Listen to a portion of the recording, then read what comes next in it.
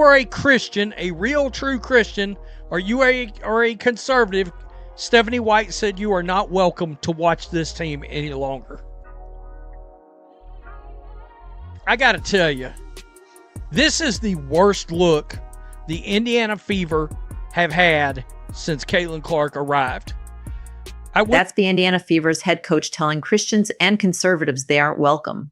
Not in a private conversation or leaked message, but publicly on the record to the fans whose support helped build the league's recent growth. And the fallout is already proving to be significant. I did a video on the Matrix and Road show yesterday. That boycott, that game had 1 million less views, 1 million less viewers than the very last CBS game before it. The game that people said, oh, well, I don't think fans are really going to tune out. Yeah, compared to the previous game, 980,000 fans decided not to watch. A boycott can be done. He's not exaggerating. The Matrix and Rose show claims its boycott had a real impact, pointing to 980,000 fewer viewers than the previous CBS broadcast. That's not a small dip. It's nearly 1 million people choosing to spend their attention elsewhere. The WNBA spent years trying to reach a mainstream audience. And just as that momentum grew, a coach's comments reportedly alienated a large portion of those fans. For a business, the Indiana Fever, and your coach gave the middle finger to millions of new viewers and fans and merchandise buyers, etc., etc.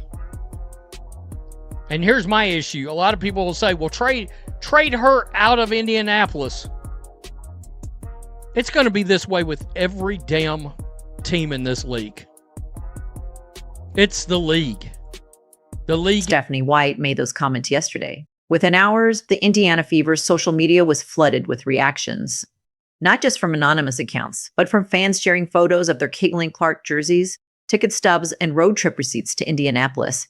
Many said they had invested real time and money into supporting the team, yet felt the coach's remarks dismissed their values. The business impact could be significant. The Fever have enjoyed sellout crowds this season, while businesses around Gainbridge Fieldhouse have benefited from increased game night traffic. Downtown Indianapolis has seen renewed energy, driven largely by the team's growing fan base. The controversy comes at a time when 3 Fever players have also earned all-star recognition, making the debate even more visible. Going to watch. But yeah, right there, Caitlin Clark, Aaliyah Boston, Kelsey Mitchell have all made the team as all-stars right here. Let's see this little video that the Fever put up. Caitlin Clark, Boston, Kelsey Mitchell. This is how you bring the roof down. Oh, sidestep Clark. Set. Clark with the ball on a string. Like a globetrotter From another stratosphere. Caitlin Clark, Kelsey Mitchell, and Aaliyah Boston were all named starters for the 2025 All-Star Game. It should have been a moment of celebration. Instead, the announcement arrived amid a growing public relations controversy surrounding the Fever. What's also drawing attention is the lack of an official response. So far, there has been no public statement, clarification, or visible effort to address the situation. Team owner Herb Simon has remained silent, while the Fever's official social media continues posting promotional content as fans fill the comment sections with reactions. Can't wait for the day Cece is playing somewhere else. Only Stephanie White could turn a team with 3 All-Stars into a 7th seed. Fire that pathetic coach, Stephanie White. How the F is she still defending Alyssa Thomas? Wow. Don't promote our girl, Cece, if she's not going to get to play. In other words, protect her better. Fire Stephanie White.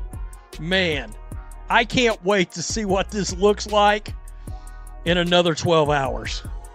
In another 12 hours, because it is going to be ugly. Ugly. Many replies now include calls to fire Stephanie White, with fans repeating the phrase across the team's social media posts. Others continue referencing Alyssa Thomas and previous encore incidents involving Caitlin Clark. Some critics argue that White defended Thomas more strongly than she has publicly defended her own star player. For many fans, the debate has grown beyond a single incident. They believe it reflects a broader discussion about Caitlin Clark's impact on the WNBA and how the league is responding to the large number of whose supporters she has attracted. Clark's popularity has brought in many first-time viewers from different backgrounds, and some believe the league has struggled to embrace that expanding audience instead of simply welcoming more fans. It is a massacre. After what Stephanie White said yesterday, it is ugly. And you know what? Stephanie White has allowed her own social and political beliefs to officially interfere with her professional job. I have a vote of no confidence. It's over.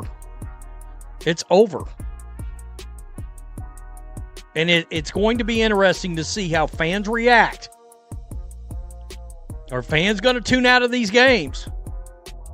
Keep in mind, they told a massive portion of the new fan base, you're not welcome to watch. He's referring to the recent hardware store promotion. The Fever are offering free merchandise as part of a ticket promotion to help drive attendance. The contrast is striking. Just a year ago, tickets were selling at premium prices. Now the team is using giveaways to attract more fans. Some critics argue this shift reflects frustration among parts of the fan base. They also point to reports that The Matrix and Rose shows saw a sharp decline in viewership following a fan-organized boycott over what many perceived as disrespect toward Caitlin Clark. Supporters view that as evidence that audience sentiment can have a measurable impact. Many believe the WNBA's long-term business growth depends on keeping Clark's audience engaged. If that support declines, some analysts argue it could affect future expectations for the league's continued momentum. Yeah, Christine Brennan yesterday on the Dan Dockett show, a really good interview by Dan Dockett. I'm going to keep it real. A really good interview with Christine Brennan, and she said she believes this is the definitive picture of the NBA, the WNBA right now. Really talk about tone deaf. The problem you have with the online community is because you haven't done anything about the situation, for F's sakes. Need to fire your shit coach. Middle fingers. Christine Brennan, one of the most recognized voices in women's sports journalism, has covered the WNBA since its early years. She argues that the current controversy has become one of the league's defining storylines. Many fans say the image circulating online is now shaping how casual sports viewers see both the Indiana Fever and the WNBA. At the same time, attention is turned to the league's response. So far, WNBA Commissioner Kathy Engelbert has not publicly addressed the controversy, and the league has not announced any disciplinary action related to the comments.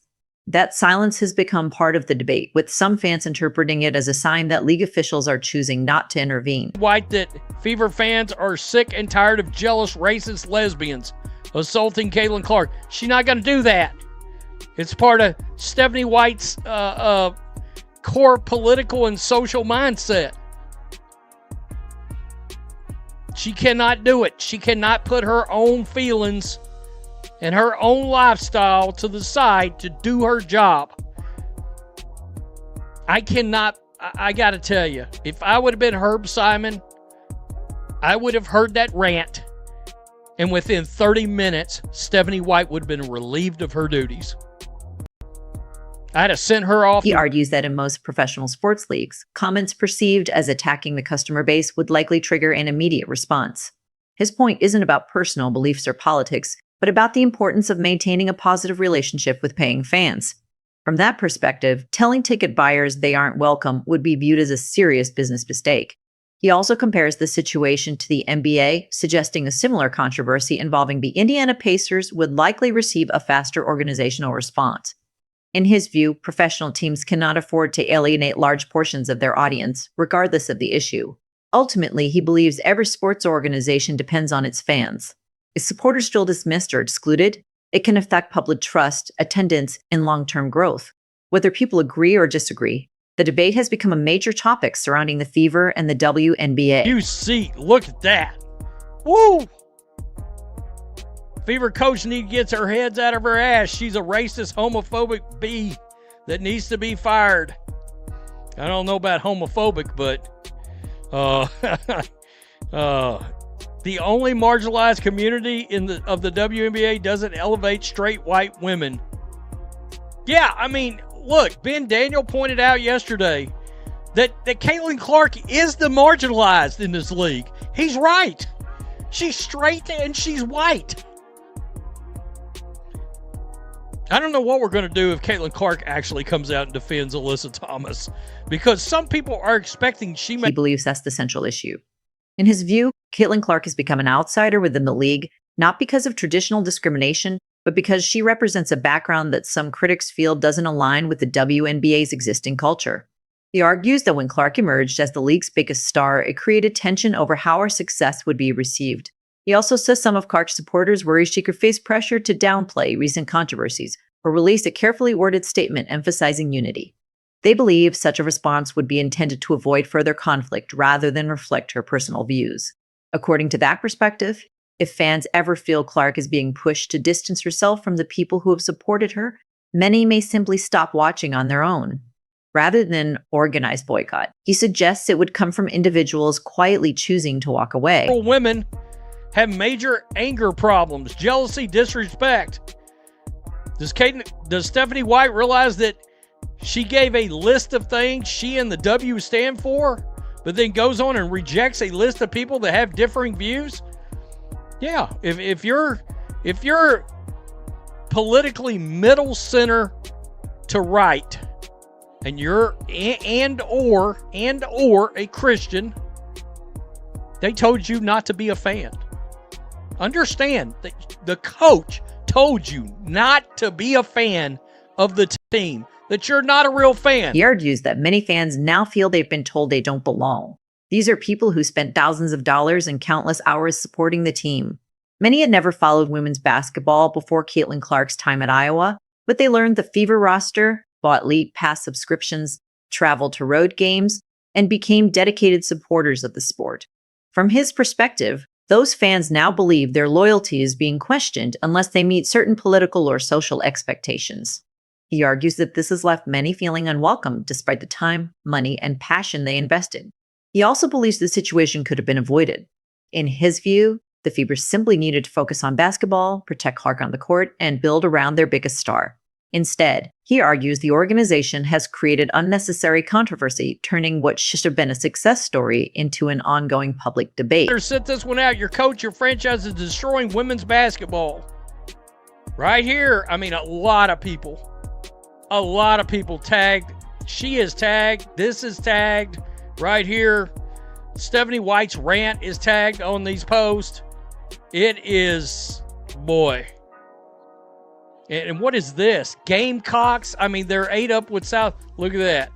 They're 8 up with South Carolina. Boycott. He argues that the new collective bargaining agreement, with higher salaries, improved travel, and better player benefits, came during a period of significant growth for the WNBA.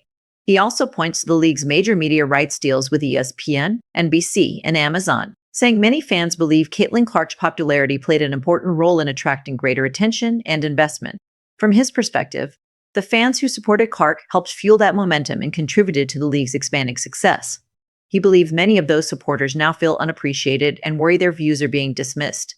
He also argues that some fans feel caught in a difficult position, believing they can no longer voice concerns about on-court incidents without facing criticism. In his view, that perception risks pushing dedicated supporters away from the league. Decided to do yesterday. I have never seen a coach attack a fan base that literally built the new CBA, that literally landed the new media rights deal. Those fans that have taken their time and spent their money, the coach crapped on yesterday. I've never heard of anything like that in sport. He argues that former Fever coach Christy Sides would not have handled the situation this way. While he acknowledges there were criticisms of her coaching, including the offense and player rotations, he believes she never made fans feel unwelcome or brought politics into the conversation. In his view, Sides stayed focused on coaching and managing the team. He also says some fans are now looking back on the Christy Sides era more favorably. According to him, the fact that people are calling for her return even after previously wanting a coaching change shows how dissatisfied they have become with the current situation. With South Carolina, boycott. It's ugly. It's ugly. It's unbelievable. I don't. The next few days could be important for the Indiana Fever. The big question is whether the organization can move past the controversy or whether the fallout will continue. With promotional events, season ticket renewals, and corporate partnerships on the horizon, many believe the team faces increasing pressure to rebuild trust with its fan base. Some critics argue that sponsors are more interested in being associated with Caitlin Clark and the team's growing popularity than with public controversies. They believe prolonged negative attention could lead companies to reevaluate their partnerships if the situation continues. Others also argue the WNBA has a broader decision to make. In their view, keeping the new audience engaged is essential to the league's long-term growth. If fan interest declines, they believe it could affect future ratings, sponsorships, and business momentum. Now it's your turn. Do you think the Fever handled the situation well, or should the organization respond differently? Share your thoughts in the comments below.